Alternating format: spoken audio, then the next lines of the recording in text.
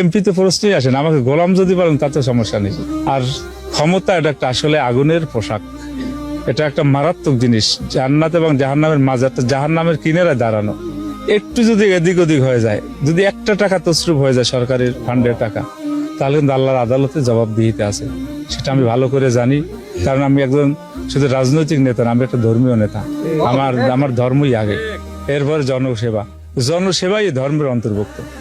আমি এই জায়গায় শুধু জনসেবাকে যে প্রাধান্য দিলাম, অন্যান্য দিক দিয়ে নামাজ রোজা যা কাছে এইটা অবমূল্যায়ন করলাম না।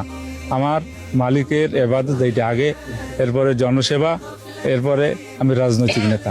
রাজনৈতিক নেতা এটা আমার 4th%, আমি 3rd%ও রাখিনি, এটা 4th%, কারণ এটা একটা সাংঘাতিক বোঝা। আসলে আমি সংসদ সদস্য নির্বাচিত যখন ঘোষণা করলেন ও জায়গায়, আজকে হয়তো ঢাকাতে একটা পরিপত্র জারি হয়ে গেছে অলরেডি।